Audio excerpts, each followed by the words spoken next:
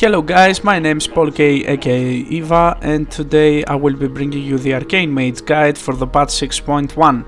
Arcane Mages are currently in a really good place right now, really topping the single target meters. Not so good in AoE, fire is really better in AoE situations, but for single target boss fights such as Black Hand, such as Gruul, such as Chromog, you want to go Arcane.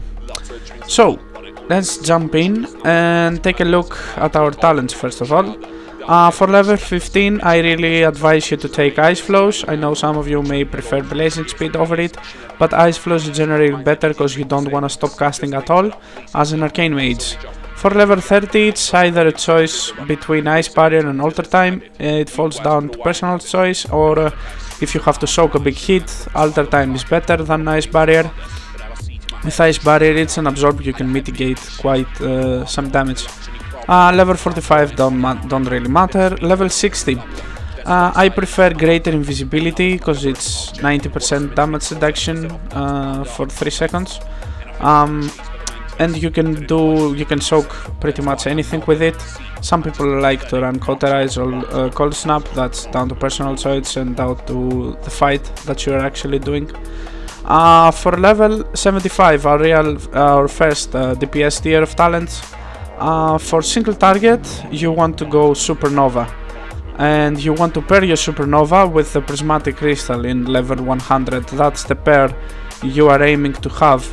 And using both Supernovas with 4 Arcane Charges, as I will demonstrate in a bit, on your Prismatic Crystal is a really good burst, plus your Supernova can generate Arcane Missile Charge for you, which are really good, keeping your mana and your DPS high. The Glyph pair is having Nether Tempest and Arcane Orb, which I will demonstrate in a bit how to use them. For level 90 you want to go with Rune of Power. Mirror Images are a garbage talent in this tier, because right now they don't benefit from your mastery, which which increases your damage output from your spells based on the percentage of mana that you have. So you want to go Rune of Power if you have no movement at all during the fight, or if you have like limited movement. And if you have constant movement, you want to go in Counter's Flow. It's the poor man's Rune of Power basically. It's just, it does pretty much the same thing, only it's a little bit different. It increases your damage based on stacks. For level 100 I really mentioned the two pairs you want to go. Again, for single target you want to go Supernova and Prismatic Crystal. For AoE you want to go Arcane Orb and Nether Tempest. Let's take a look at our glyphs now, shall we? There is only one real mandatory glyph, which is Glyph of Arcane Explosion. Increase the radius of your Arcane Explosion by 5 yards. It's really good when you are AoEing adds. You really want that extra 5 yards to keep your Arcane Charges high and give them out with a barrage or something. I personally run with Glyph of Cone of Cold as well. Increase the damage done by Cone of Cold by 200%. It's really good if you are close and spamming Arcane Explosion. You can do that extra Cone of Cold for some extra damage. And this is a glyph that depends on the fight that you're using. Increases the duration and cooldown of Arcane Power by 100%. This glyph is pretty much used on every fight. It's not used when you have to have a really good burst every 1.5 minutes, which on the top of my head I can't really remember a fight in Blackrock Foundry that requires something like that, so you're probably gonna use it pretty much on every single fight. Keep in mind that without this glyph your Prismatic Crystal and Arcane Power have exactly the same cooldown. So with this glyph you're gonna use Arcane Power every second Prismatic Crystal if you are rolling with a talent. Minor glyphs don't really matter, pick whatever the hell you want. Special mention here to Glyph of Rapid Displacement.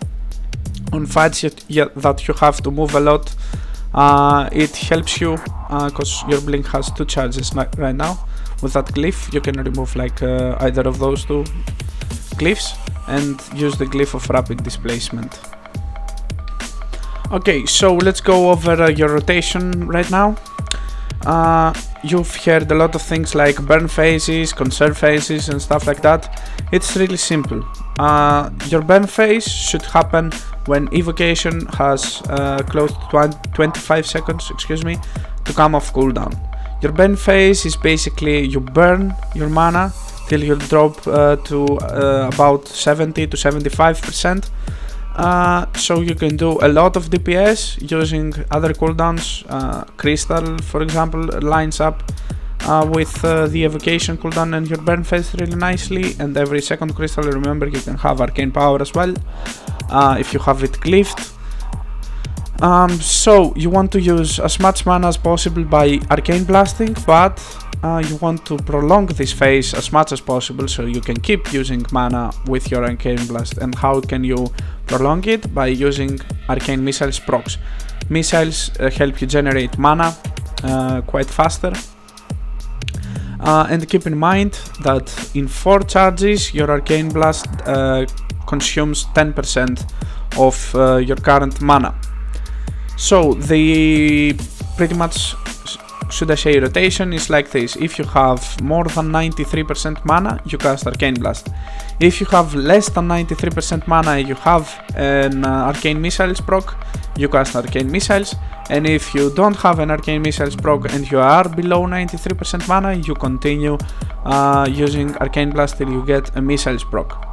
So imagine at the start of the fight, obviously you have everything available, so you want to use your burn phase. So in 3 seconds you want to pop Rune of Power, 2 Pre-Pot, 1 Bomb and Arcane Blast. So when you reach 4 stacks, you want to pop Arcane Power, your Crystal, go Skadoosh with your Arcane, your Supernovas, So 93%, am I 93? No. 93, here we go. I'm on 99, 91, 93, missiles away, missiles again, and you want to burn as much mana as possible. My supernova is about to come off cooldown. This can give me an arcane missiles charge, it doesn't, and this is my burn phase. As you can see, I have no missiles proc now. There we go, missiles, another arcane blast, maybe missiles, no. So arcane barrage, evocate back to above 93%, and now is the conserve phase. In the conserve phase you don't wanna drop below 93%, so nice and easy, there we go, barrage again. You want to stay above 93, there we go, I will be 93 after this. Another arcane blast, I will not be 93, so I barrage and I start again my rotation.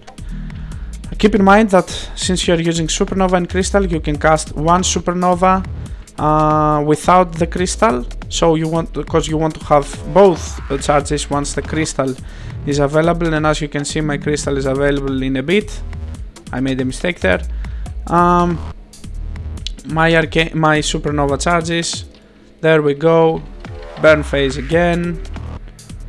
I'm above 93, I cast Arcane Blast. Above 93, I cast Arcane Blast. I want to cast my second supernova on the crystal, and then I switch off. Continue burning. I can use this as well. Burn, burn, burn. And as you can see, my evocation is about to come off cooldown. I prolong this a bit because I want my evocation to be off cooldown. I barrage. I use my evocation to be nice and topped again, and I continue my conserve phase. This is the single target rotation pretty much for the Arcane Mage. And now, since we're waiting on the crystal, because I'm gonna show you the AoE rotation, I can go through why are we picking those talents I mentioned before for the AoE rotation. Now, for your AoE rotation, you want to, I mentioned that you want to pick Nether Tempest and Arcane Orb. Keep in mind that Nether Tempest benefits from your arcane charges. As you can see, it says damage increased by 50% per arcane charge at cast time. So if you have 4 stacks, 4 arcane charges, your Nether Tempest will do 200% more damage than a Nether Tempest without any arcane charge. So you want to quickly build up arcane charges so you can use your Nether Tempest. So why you pick Arcane Orb? Because Arcane Orb grants you arcane charges based on the number of targets it hits. So you want to use your Arcane Orb to quickly generate charges for you to pop your Nether Tempest. Keep in mind that if your enemies are not stacked up, you should just pick the first priority target and DPS that with your single target rotation and single target talents, because you will know that in the start of the fight if the targets are gonna be spread or not. If you have 2 to 4 targets, you want to keep your single target rotation, but you want those 2 talents spec'd so you can keep up your Nether Tempests nice and stacked pretty much all the time. For 5 or more targets, you want to move in melee range and start spamming arcane explosions and barrages and arcane orbs, of course, because you can quickly build up charges if you hit them all of those as mentioned before. So for your multi-target rotation now, let's imagine we have 2 enemies because we have 2 damage right in front of us, right? So you want to start the fight, 3 seconds you put your Rune of Power down, 2 seconds you pre-pot, bomb, and as you can see I can pop here the orb, I pop it again, and you do your burn phase. I still have 4 stacks, I'm above mana, really nice. I put the Nether Tempest back up, I do my burn phase, yada yada yada. And don't really need to use Arcane Orb, but you can, I guess, for extra DPS. And right now I'm running out of mana, I put my Nether Tempest again. I can use another Arcane Blast.